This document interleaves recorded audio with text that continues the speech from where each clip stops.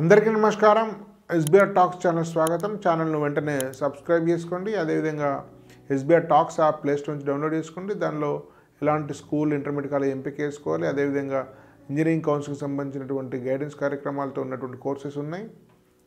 మిత్రులారా, artificial intelligence అనేది ఎంత ప్రభావాన్ని చూపుతుందో ఇప్పటికే మన అనుభవంలో మనకు అర్థమవుతుంది.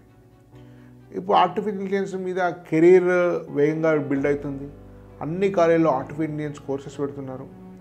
సో మన జీవితానికి ఆర్టిఫిషియల్ ఇంటెలిజెన్స్కు విడదీయలేని సంబంధం ఉండబోతుంది. ముఖ్యంగా 2024ను ఏఐ నామ సంవత్సరంగా పిలవచ్చు అనేది కొంతమంది ఎక్స్పర్ట్స్ తెలియజేస్తున్న విషయాన్ని. అంటే ఆర్టిఫిషియల్ ఇంటెలిజెన్స్ సంవత్సరంగా అంటే అంత గణనీయమైనటువంటి విప్లవాత్మక మార్పులకు 2024లో ఆర్టిఫిషియల్ ఇంటెలిజెన్స్ రంగం లోన్ కాబోతుంది.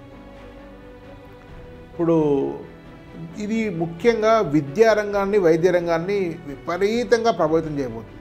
మనం ఇప్పటిదాకా టీచింగ్ అనుకుంటే సేమ్ టెక్స్ట్ బుక్ తీసుకుపోవడము, నోట్స్ రాయడము, క్లాస్ వర్క్, హోంవర్క్ ఈ బోర్డు మీద ఎక్కియడము, కాపీ చేసుకోవడము, యూనిట్ టెస్ట్, ఇదంతా పరమ బోరింగ్. అందుకని విద్యార్థులకు ఎందుకు ఇంట్రెస్ట్ లేదు, స్కూలు ఎందుకు చిరాకు పడుతున్నారు, టీచర్ల మీద ఎందుకు ఫ్రస్ట్రేషన్ ఉంటుంది, హోంవర్క్ అంటే ఎందుకు చిరాకు, ఎందుకు చదవరు, సో ఎందుకు ఫోన్లు ఆడతారు అంటే ఆ విద్యలో ఒక బోర్డమ్ ఉంది, ఒక మొనోటనీ ఉన్నది, ఒక ఆసక్తి లేదు, అదంతా కూడా ఒక మూస ధోరణిలో ఉంది. కాబట్టి అది చాలా నాసిరక విద్య. నిజానికి ఇట్లాంటి విద్యను స్టూడెంట్స్ ఎందుకు స్టూడెంట్స్ కొత్తదనాన్ని, ఉత్సుకత ఉన్నట్టు విద్యార్థులు కొత్తదాన్ని కోరుకుంటారు. ప్రతిసారి కూడా ఒక ఇన్నోవేషన్ కావాలనుకుంటారు.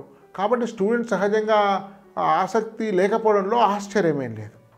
ఉదాహరణకు ఆర్టిఫిషియల్ ప్రభావంతో ఎట్లా వస్తాయంటే, ఇప్పటిదాకా అందరికి ఒకటే లెసన్ చెప్తాం మన క్లాసు. ఇక నుంచి ఆ లెసన్ కూడా స్టూడెంట్స్ యొక్క ఇంట్రెస్ట్ని బట్టి, స్టూడెంట్స్ యొక్క ఎబిలిటీని బట్టి ఆన్సర్స్ వస్తాయి. అంటే ఫర్ ఎగ్జాంపుల్ క్వశ్చన్ చేసినప్పుడు ఫస్ట్ ఒక క్వశ్చన్ ఇచ్చారు, దాని గురించి ఆన్సర్ ప్రకారం మళ్ళీ దానికి కొంత ఎక్స్ప్లెనేషన్ వస్తుంది ఆన్లైన్లోనే. మళ్ళీ దానికి సంబంధించి క్వశ్చన్ ఇచ్చి ఆ క్వశ్చన్కి ఇచ్చే ఆన్సర్ని బట్టి మళ్ళీ ఎక్స్ప్లెనేషన్ వస్తుంది. మీరు ఉదాహరణకి GRE పేపర్ చూసే ఉంటారు. GRE పేపర్ అనేది స్టాండర్డ్ ఒక తీరు ఉండదు. ఈ అమెరికాలో MS అవ్వడం కోసం పోయి రాసే పేపరు. మీరు క్వశ్చన్లకు చేసే ఆన్సర్స్ని బట్టి మళ్ళీ క్వశ్చన్స్ డిరైవ్ అవుతుంటాయి. అట్లనే పిల్లలకు కూడా వాళ్ళు నేర్చుకునే దాన్ని బట్టి, వాళ్ళ ఆసక్తిని బట్టి, వాళ్ళ సామర్థ్యాన్ని బట్టి, వాళ్ళ ప్రజ్ఞను, ఇంటెలిజెన్స్ని బట్టి మీకు ఆ లెసన్స్, ఆ క్వశ్చన్స్ వస్తున్నాయి. కాబట్టి ప్రతి స్టూడెంట్కు యూనిక్గా ఉండేటువంటి ఒక కరికులము, ఒక పెడగాగి, ఒక కంటెంట్ ఉండేటువంటి అవకాశము వాళ్ళకు ఉంది. కాబట్టి ప్రతి స్టూడెంట్కి కూడా ఒక పాఠం వస్తుంది. ఇది ఒక విప్లవాత్మక రాకపోతే ఇప్పటికొచ్చి మీకు ChatGPT మీకు తెలుసు. ఆల్రెడీ కోపైలట్ అనేది కూడా మీకు MS ఆఫీస్, MS ఎక్సెల్ లాంటి రంగాల్లో కూడా క్లరికల్ సంబంధించినటువంటి వాటిలో కూడా కోపైలట్ అనేది రాబోతుంది ఇప్పుడు. సో ఇప్పుడు PM3 అనేటువంటి గవర్నమెంట్ ఆఫ్ ఇండియా కొన్ని స్కూల్స్ వస్తున్నాయి. కొన్ని వేల స్కూల్స్ సెలెక్ట్ చేశారు. PM3 కింద ఏడాది 40 లక్షలు ఇస్తారు. 2 కోట్ల వరకు మీరు గవర్నమెంట్ ఆఫ్ ఇండియా వీళ్ళు ఫండ్స్ ఇస్తారు. అయితే వాటికి కూడా ఈ ఆర్టిఫిషియల్ ఇంటెలిజెన్స్ అనేది భాగంగా చేస్తున్నారు. సో ఒక మల్టిపుల్ చాయిసే కాదు, మల్టీ కరెక్ట్ క్వశ్చన్స్ ఉంటాయి, అనేక రకాల ప్యాటర్న్ ఆఫ్ క్వశ్చన్స్. మనకు object type, fill in the blanks, numerical, single correct, multiple correct ఇట్లాంటివి ఉన్నాయి. కానీ ఇంకా అనేక రకాల ప్యాటర్న్స్లో మనకు క్వశ్చన్స్ రాబోతున్నాయి ఆర్టిఫిషియల్ ప్రభావంతో.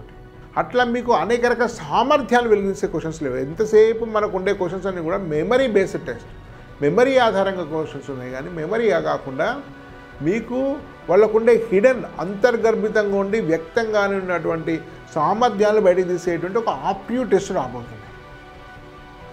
సో మనకు ఆ క్వశ్చన్స్లో ఉండేటువంటి దానివల్లనే సమస్య ఏమవుతుంది, ఎంపీసీ సిస్టమ్ లేడు, ఎంపీసీ పోతున్నాడు, బైపీసీ సిస్టమ్ లేడు, బైపీసీ పోతున్నాడు, లాయర్ కావాల్సినోడు డాక్టర్ కోర్స్ చేస్తున్నాడు, డాక్టర్ కావాల్సినోడు ఇంజనీరింగ్ కోర్స్ చేస్తున్నాడు, మేనర్ కావాల్సినోడు మరో కోర్సు చేస్తున్నాడు. ఎందుకంటే ఒక సామర్థ్యాన్ని వెలికితీసేటువంటి ఒక వ్యవస్థ మన స్కూల్స్లో కానీ, విద్యారంగంలో కానీ లేదు.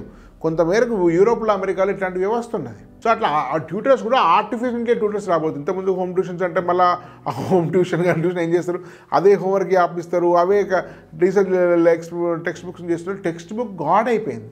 సో టెక్స్ట్ బుక్ అంత వాల్యూ ఉండవు. టెక్స్ట్ బుక్ అనేది మన అవుట్లైన్స్ చెప్పాలి. అంటే ఎంత మేర నేర్చుకోవాలి, ఏ పరిధి నేర్చుకోవాలి అనే దానికోసం టెక్స్ట్ బుక్ వాడాలి తప్ప టెక్స్ట్ బుక్కి నేర్చుకున్నట్టు టెక్స్ట్ బుక్ లేనిది అవసరం లేదనేటువంటి ఒక తప్పుడు సిద్ధాంతము చలామణిలో ఉంది.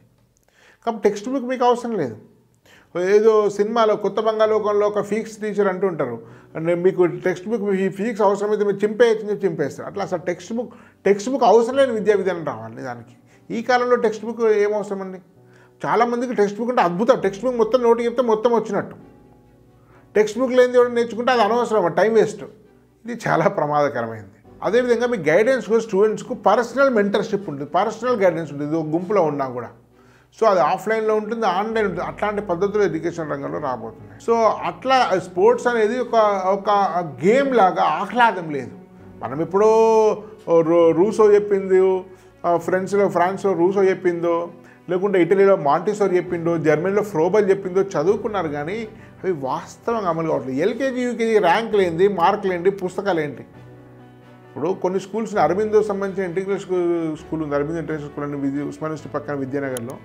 7th క్లాస్ వరకు నో ఎగ్జామ్స్, 3rd క్లాస్లో నో బుక్స్, అద్భుతమైనటువంటి ప్రమాణాలు ఉన్నాయి.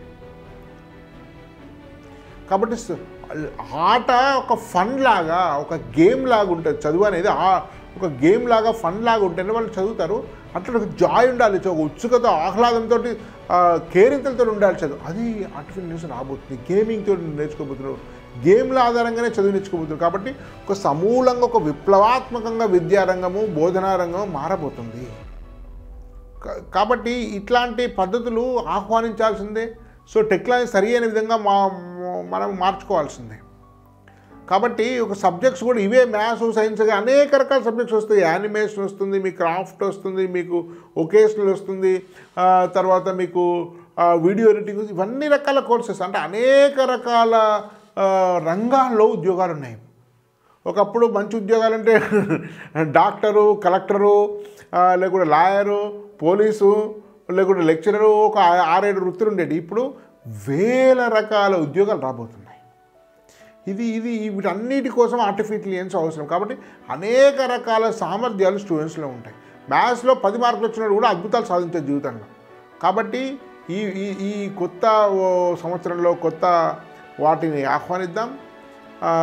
విద్యారంగంలో నూతన ఒరవడికి శ్రీకారం దిద్దాం. పిల్లలను ఒక సృజనాత్మకత ఉండేటువంటి దాన్ని, సృజనాత్మకత గౌరవిద్దాం. సృజనాత్మకత, ఇన్నోవేషన్ వెలికి తీయడంలో మనమంతా కూడా సహకరిద్దాము. టెక్నాలజీని వాడుకుందాము. తర్వాత మన ధర్మాన్ని కాపాడదాము, దేశం పట్ల బాధ్యతగా ఉందాము.